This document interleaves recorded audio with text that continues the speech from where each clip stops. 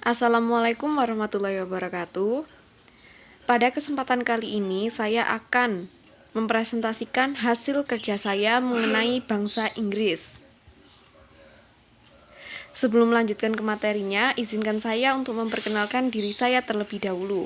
Nama saya Alea Faliza Putri, nomor absen 8 dan dari kelas 10 AKL 1. Pada tugas DA8 kali ini, mengenai materi kolonisasi dan perlawanan bangsa Indonesia, saya memilih negara Inggris sebagai bahan materi yang akan saya bahas di tugas ini.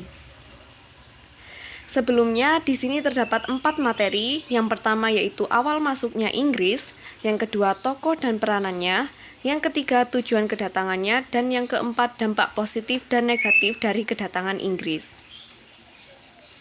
Yang pertama adalah awal masuk bangsa Inggris. Bagaimana masuknya bangsa Inggris ke Indonesia?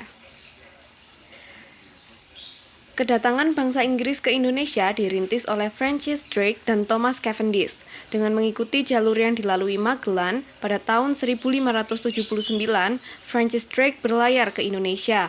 Armadanya berhasil membawa rempah-rempah dari Ternate dan kembali ke Inggris lewat Samudra Hindia. Perjalanan berikutnya dilakukan pada tahun 1586 oleh Thomas Cavendish melewati jalur yang sama.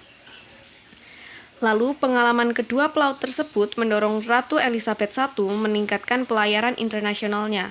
Hal ini dilakukan dalam rangka menggalakkan ekspor wol untuk menyaingi perdagangan Spanyol dan mencari rempah-rempah.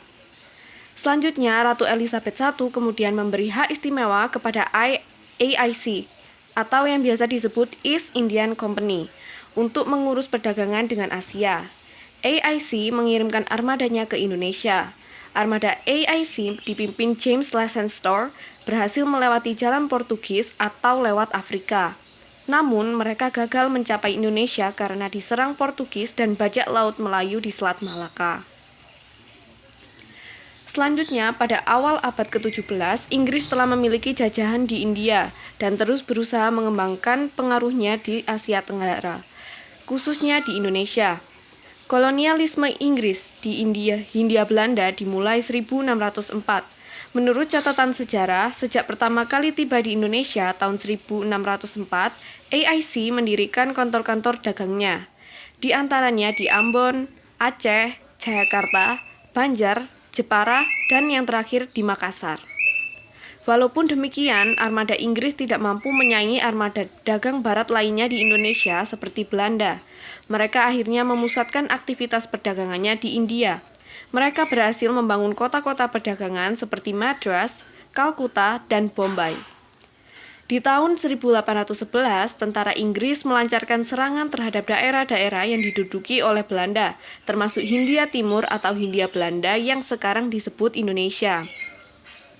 Pasukan Inggris tak mengalami kesulitan menghadapi Belanda. Selain itu, pasukan Belanda juga mendapat serangan dari pasukan raja-raja di Jawa. Serangan itu menyebabkan Belanda menyerah kepada Inggris.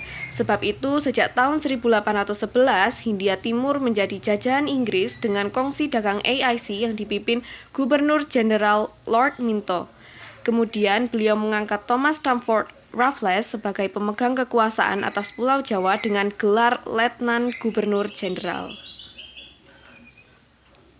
Materi yang kedua adalah tokoh dan peranannya. Para tokoh dari Inggris beserta perannya masing-masing. Yang pertama ada Lord Minto. Gilbert Elliot Murray Kinnimount, First Earl of Minto atau Lord Minto adalah seorang politikus dan diplomat Inggris. Ia pernah menjabat sebagai Gubernur Jenderal India dari tahun 1606 hingga 1813.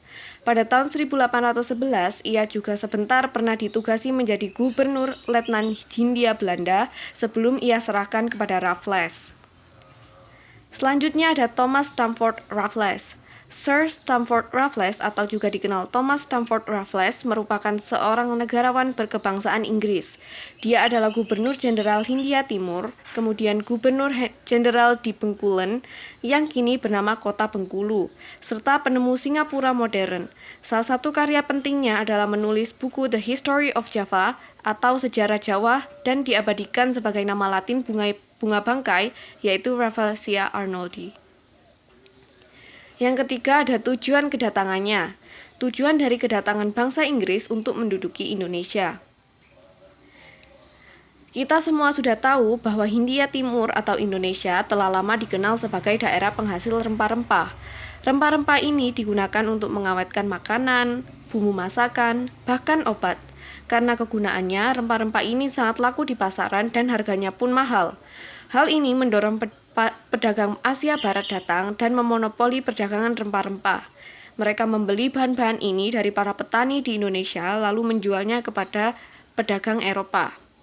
Adapun sebab atau tujuan kedatangan bangsa Eropa ke Indonesia yaitu karena 3G. Yang pertama ada gold, mencari kekayaan dengan memonopoli rempah-rempah. Yang kedua ada glory, mencari kejayaan dengan menjajah. Dan yang terakhir adalah gospel, menyebarkan agama Nasrani. Pada awalnya, tujuan kedatangan bangsa Eropa ke Indonesia hanya untuk membeli rempah-rempah dari para petani Indonesia. Namun, dengan semakin meningkatnya kebutuhan industri di Eropa akan rempah-rempah, mereka kemudian mengklaim daerah-daerah yang mereka kunjungi sebagai daerah kekuasaannya.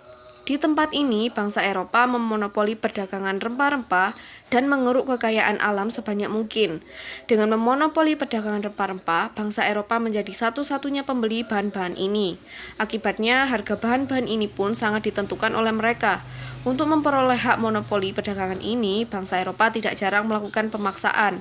Penguasaan sering dilakukan terhadap para penguasa setempat melalui suatu perjanjian yang umumnya menguntungkan bangsa Eropa. Selain itu, mereka selalu turut campur dalam urusan politik suatu daerah.